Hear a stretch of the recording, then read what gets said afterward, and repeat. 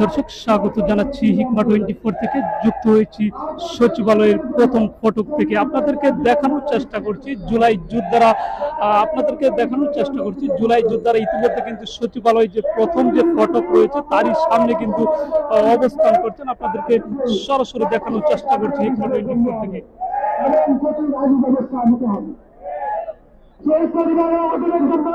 বিশেষ আইনি সহায়তা কেন্দ্র ও কল্যাণ ট্রাস্ট প্রদান করতে হবে।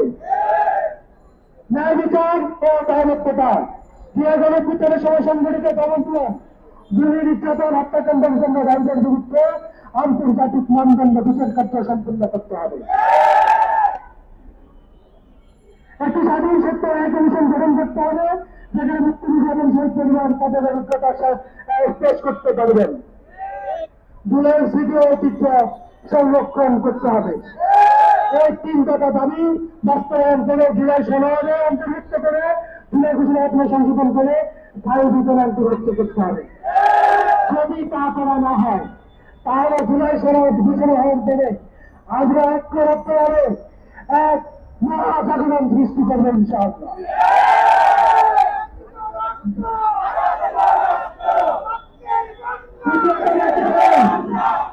দ্বিতীয়ত বলতে চাই সেনাবাহিনীর যেসব নাজক সেনারা দুধ এবং হত্যার সাথে সম্পৃক্ত ছিল যাদের বিরুদ্ধে গ্রেপ্তারি পরোয়ানা জারি হয়েছে তাদেরকে অনতিবিলম্বে জেলে প্রেরণ করে এবং আন্তর্জাতিক মানদণ্ড বিচার কার্য শেষ করে আমি আমার বক্তব্য শেষ করছি। আসসালামু আলাইকুম ওয়া রাহমাতুল্লাহ।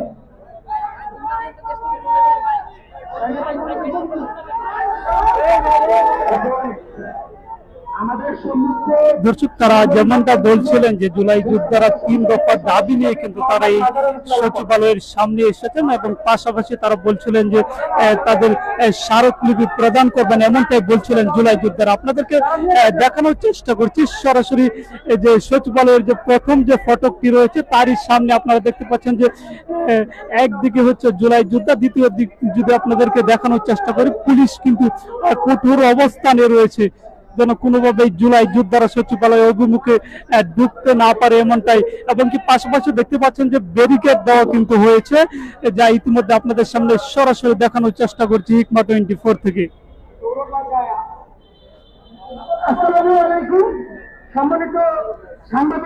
দর্শক আমরা দেখতে পারি যে জুলাই যোদ্ধারা সকাল থেকে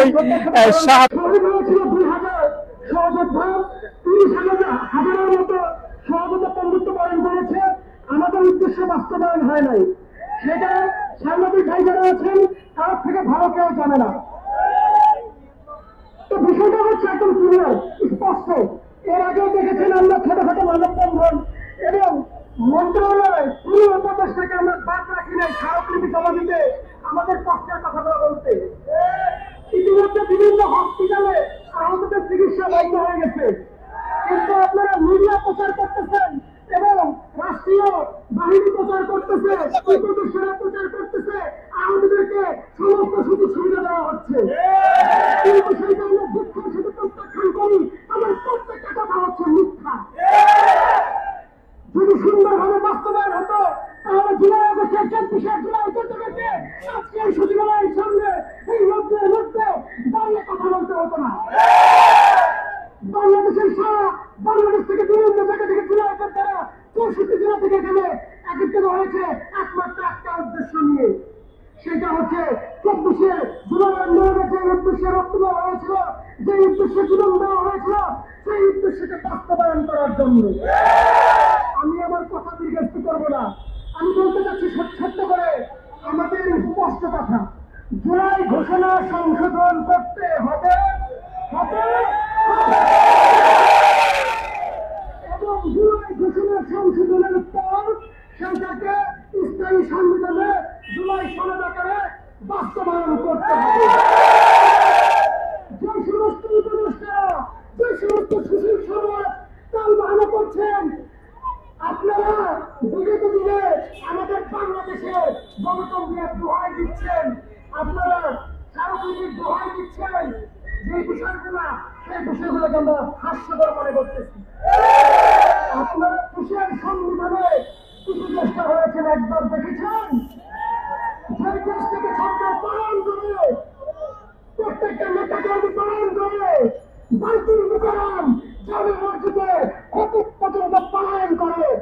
এটা বুঝতে পারছেন কি হয়েছে? গণঅভ্যুত্থান।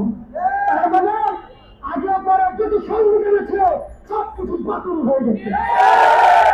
বাতিল সংবিধানের কাম বাহানা করবেন না। ডক্টর মোহাম্মদ ইউনূসকে প্রধানমন্ত্রীর দৃষ্টি আকর্ষণ করছি। আপনাকে স্পষ্ট ভাষায় বলতে চাই, বাংলাদেশের জনগণ যে উদ্দেশ্যে আপনাকে সেই চেয়ারে বসিয়েছে, যে সম্মানের নজরে দেখে সেইটা আপনি বাস্তবায়ন করেন। কারো চোখ রায়নি আপনার দেখার দরকার নেই। সেনাবাহিনীর পক্ষ থেকে, আইন শৃঙ্খলাকারী বাহিনীর পক্ষ থেকে, সারা বাংলাদেশের আইন শৃঙ্খলাকারী বাহিনী যখন ফ্যাসিস্ট স্বৈরাচার শেখ হাসিনার সাথে ছিল, তখনও আমরা জীবন দিতে দ্বিধাবোধ করি না। আমরা পর্যন্ত আমাদের অর্ধেক লাশ হয়ে বেঁচে আছি। আমাদেরকে ভেবেছেন কি ভয় দেখাবেন আমরা ভয় বসে থাকবো? কখনো নয়। দুর্ভাগ্যের বিষয় আপনাদের সব থেকে বড় ব্যর্থতা, যাদের জন্য নির্বাচন হয়েছে, যাদের জন্য ক্ষমতার চেয়ারে এসেছেন, আপনারা এখন পর্যন্ত তাদের সাথে একটা সময় বসতে পারেন না। আপনি বাইরের রাষ্ট্রের এক দুই বাংলাদেশের বসে মিটিং করতে পারেন, আপনারা খেলাধুলা করার সময় পান, প্রান্তগ্রাম নিয়ে করার সময় পান, আলহামদুলিল্লাহ, সেটাকে খারাপ চোখে দেখি না। কিন্তু যারা ভূমিকা রেখেছিল এই দেশ দ্বিতীয়বার গড়ার মতো গড়েছিল, রক্ত দিয়েছিল, তাদেরকে ভুলে গেছেন। এটা হচ্ছে সবচেয়ে লজ্জাকর ব্যাপার।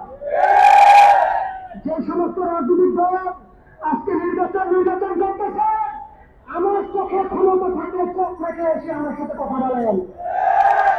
চ্যালেঞ্জ করছি, এই 17 বছর কোথায় ছিলেন? কোথায় ছিলেন আপনারা? তখন তো নির্বাচনে দাবি করতে পারেন না।